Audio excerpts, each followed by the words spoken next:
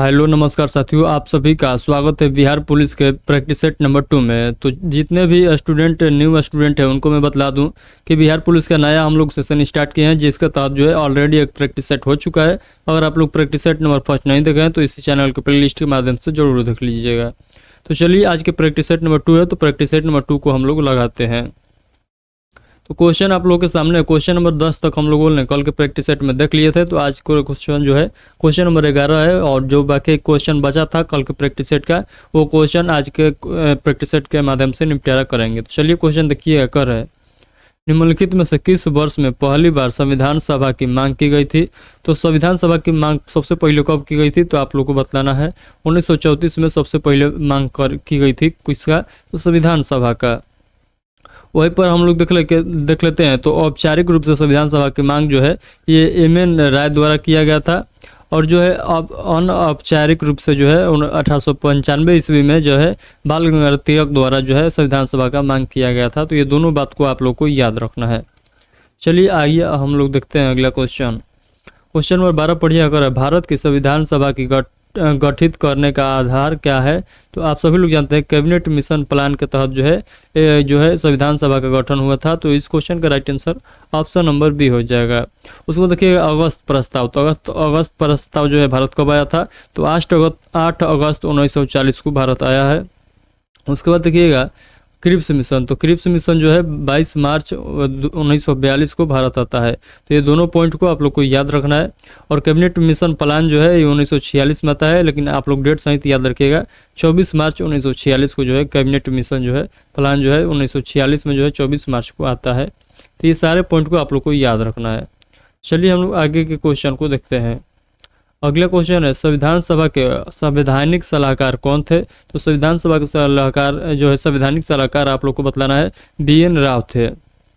तो बी.एन. राव जो है संविधान सभा के जो है सरकारी सलाहकार थे, संवैधानिक सलाहकार थे। यानी ऑप्शन नंबर सी इस क्वेश्चन का राइट आंसर हो जाएगा। तो आप लोग याद रखिएगा। यहाँ पर देखिएगा तो बाबा भीमराव अम्बेडकर जो थे, डॉक्टर अम्बेडकर जो थे, ये जो है प्रारूप समिति के सदस्य थे। तो प्रारूप समिति के टोटल जो 7 सदस्य थे, जिसमें से एक अध्यक्ष भी उसी में से थे, 7 में से। तो ये बात आप लोग को याद रखना है। चलिए हम लोग आगे के क्वेश्चन को देखते हैं। अगला क्वेश्चन आप लोग के सामने, अगला क्वेश्चन पढ़िए कर, निम्नलिखित में से भारतीय संविधान सभा का अध्यक्ष कौन था। तो आप सभी लोग जानते हैं जो अध्यक्ष थे ये डॉक्टर राजेंद्र प्रसाद हो जाते हैं, और अस्थायी पूछ ले तो आप लोग डॉक्टर सच्चिदानंद सिन्हा को बतलाइएगा। तो यहाँ पर यहाँ पर जो है अस्थाई और न ही अस्थाई पूछा गया है। तो इसीलिए हम लोग जो है इस क्वेश्चन का right answer doctor Rajendra Prasad लगाएंगे, क्योंकि यहाँ पर डॉक्टर सच्चिदानंद सिन्हा नहीं है। तो ये आप लोग को जो है बात ध्यान रखना है। तो चलिए हम लोग आगे के क्वेश्चन को देखते हैं। अगला क्वेश्चन है, नेहरू जी ने संविधान सभा में उद्देश्य प्रस्ताव कब प्रस्तुत किया था। तो आप सभी लोग जानते हैं उद्देश्य प्रस्ताव जो है नेहरू जी द्वारा जो है संविधान सभा में प्रस्तुत किया गया था। तो कब किया गया था, तो आप लोग याद रखिएगा 13 दिसंबर 1946 ईस्वी को। 13 दिसंबर 1946 ईस्वी को जो है उद्देश्य प्रस्ताव प्रस्तुत किया जाता है। अगला क्वेश्चन पढ़िएगा, भारत का संविधान किस देश के संविधान से प्रभावित नहीं था। तो आप सभी ऑप्शन के अकॉर्डिंग आप लोग को इस क्वेश्चन का राइट आंसर बतलाना है। तो किस देश के संविधान से जो है भारत का संविधान प्रभावित नहीं है। तो देखिए इटली के संविधान से हम लोगों ने कुछ नहीं अपनाया है। तो इसीलिए इस क्वेश्चन का राइट आंसर हम लोग ऑप्शन नंबर सी बतलाएंगे, इटली के संविधान। तो चलिए हम लोग आगे के क्वेश्चन देखते हैं। तो देखिए यहाँ पर जो है संयुक्त राज्य अमेरिका यूएसए से जो है हम लोगों ने क्या क्या अपनाया है। तो गणतंत्रात्मक, बंधुत्व, स्वतंत्रता और जो है न्यायिक पुनर्लोकन और स्वतंत्र न्यायपालिका और मूल अधिकार और राष्ट्रपति पर महाभियोग, ये सारे जो है सारे प्रक्रिया जो है हम लोग यूएसए के संविधान से लिए हैं अपने संविधान में। और यहाँ पर यूनाइटेड यूके से देखिएगा तो हम लोगों ने क्या क्या लिया है। तो एकल नागरिकता, संसदीय व्यवस्था और संसदीय विशेषाधिकार। तो संसदीय जो है विशेषाधिकार, ये 3 बात जो है आप लोग याद रखिएगा। यूनाइटेड किंगडम से लिया है यानी यूके से लिया है, और फ्रांस से आप लोग याद रखिएगा समानता। तो ये सारे पॉइंट आप लोग को याद रखना है। आइए अगला क्वेश्चन हम लोग देखते हैं। अगला क्वेश्चन है, भारत में किस तरह की अर्थव्यवस्था है? तो भारत, देखिए, भारत में पूंजीवादी अर्थव्यवस्था भी है और जो है समाजवादी अर्थव्यवस्था भी है, यानी मिश्रित अर्थव्यवस्था है। तो हम लोग भारत की अर्थव्यवस्था को कह सकते हैं भारत में जो है मिश्रित अर्थव्यवस्था है। और पूंजीवादी अर्थव्यवस्था का एग्जाम्पल हम लोग अमेरिका देख सकते हैं। तो पूंजीवादी वाला अर्थव्यवस्था कोई है तो वो अमेरिका है, और समाजवादी वाला जो है रूस है। तो ये आप लोग को ध्यान रखना है। तो चलिए हम लोग आगे के क्वेश्चन को देखते हैं। अगला क्वेश्चन नंबर 18 पढ़िएगा। देश की प्रथम पंचवर्षीय योजना कब शुरू की गई थी? तो देश की प्रथम पंचवर्षीय योजना जो है ये कब शुरू की गई थी? तो 1951 से 1956 तक चला था प्रथम पंचवर्षीय योजना। तो ये बात आप लोग को ध्यान रखना है। और कृषि पर सबसे ज़्यादा ध्यान दिया गया था इस पंचवर्षीय योजना के तहत। तो ये बात भी आप लोग को याद रखना है। तो चलिए, उसके बाद आप लोग और याद रखिएगा 1956 से 1961 जो है 1956 से 1961। और एक बात याद रखिएगा, जो 1951 के जो फर्स्ट पंचवर्षीय योजना था ये किस पर आधारित था? तो हेराल्ड डोमर मॉडल पर आधारित था, ये आप लोग को बतलाना है।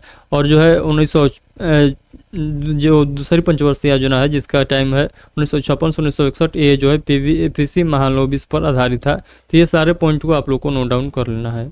चलिए आइए अगला क्वेश्चन हम लोग देखते हैं। क्वेश्चन नंबर 19 पढ़िएगा। योजना आयोग का पदेन अध्यक्ष कौन होता है? तो योजना आयोग का पदेन अध्यक्ष जो होता है ये प्रधानमंत्री होते हैं, यानी ऑप्शन नंबर ए इस क्वेश्चन का राइट आंसर हो जाएगा। तो चलिए हम लोग देखते हैं अगला क्वेश्चन है, अवमूल्यन का अर्थ है। तो अवमूल्यन का अर्थ क्या है? तो मूल्यों में कमी। अवमूल्यन का अर्थ है मूल्यों में कमी, यानी ऑप्शन नंबर ए इस क्वेश्चन का राइट आंसर हो जाएगा। अगला क्वेश्चन है, बिहार के किस पूर्व मुख्यमंत्री को मरणोपरांत देश के सर्वोच्च सम्मान भारत रत्न 2024 से सम्मानित किया गया?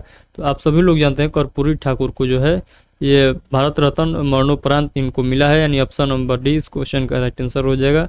ये 17वें नंबर के जो थे मुख्यमंत्री थे। तो ये सारे आप लोग को ये सारे जो है जितना मैं बात बतला रहा हूँ ये सारे बात को आप लोग को याद रखना है। और इसका डेट भी याद रख सकते हैं, 2 जनवरी जो है 1954 ईस्वी में जो है इसका स्टार्टिंग किया जाता है। तो आप लोग जो है सारे पॉइंट को नोट डाउन कर लीजिएगा। चलिए अगला क्वेश्चन देखिए, क्वेश्चन नंबर 22 पढ़िएगा। कर रहा है 4 स्टार ऑफ डेस्टिन नामक पुस्तक किस भारतीय सेवा प्रमुख जनरल की आत्मकथा है? तो आप सभी लोग बतलाइएगा। एम रनाडे का ये का आत्मकथा है, यानी ऑप्शन नंबर ए इस क्वेश्चन का राइट आंसर हो जाएगा। चलिए अगला क्वेश्चन देखिएगा। विश्व स्वास्थ्य संगठन यानी WHO ने जनवरी 2024 में किस देश को मलेरिया मुक्त घोषित किया है? तो आप लोग बताइएगा। केप वर्डे, अफ्रीका के ये स्थान है केप वर्डे, या इसको ही मुक्त किया है। तो इस क्वेश्चन का right answer option number B हो जाएगा। अगला क्वेश्चन है, बेटी बचाओ बेटी पढ़ाओ के ब्रांड एम्बेसडर पिंकी को बनाया गया है, इनका संबंध किस राज्य से है? तो इनका संबंध जो है ये उत्तर प्रदेश राज्य से है, यानी ऑप्शन नंबर डी इस क्वेश्चन का राइट आंसर हो जाएगा। अगला क्वेश्चन है, 2024 में कितने लोगों को पद्म विभूषण से सम्मानित किया गया है? तो 5 लोगों को जो है 2024 में क्या किया गया है? तो पद्म विभूषण से सम्मानित किया गया है। तो इस क्वेश्चन का right answer option number C हो जाएगा। तो आज के प्रैक्टिस सेट में हम लोग जितना क्वेश्चन था वो सारे क्वेश्चन देख चुके हैं। अगर आप लोगों को कोई भी डाउट बचता है तो आप लोग बेहिचक हमसे जरूर पूछिएगा, मैं उसका रिप्लाई जरूर दूंगा। तो इस वीडियो के कमेंट बॉक्स के माध्यम से आप लोग को कोई भी डाउट है तो पूछना है। तो आई होप कि आज का सेशन अच्छा लगा होगा। सेशन अच्छा लगे तो इस सेशन को लाइक कर दीजिए और अपने दोस्तों के पास शेयर जरूर करिएगा। और जानते हैं बिहार पुलिस का प्रैक्टिस सेट लगाना आप लोग को पर डे यहाँ पर इस चैनल पर प्रैक्टिस सेट कराया जाएगा। तो आप लोग जो है इस चैनल को सब्सक्राइब जरूर कर लीजिएगा। जो न्यू स्टूडेंट है उनको मैं फिर बतलाता हूँ, पहले आप लोग प्रैक्टिस सेट नंबर 1 देखिए, उसके बाद सेकंड आप लोग देखिएगा। तो चलिए मिलते हैं नेक्स्ट प्रैक्टिस सेट में, यानी प्रैक्टिस सेट नंबर 3 में। तब तक के लिए आप सभी को take care, thank you, bye bye.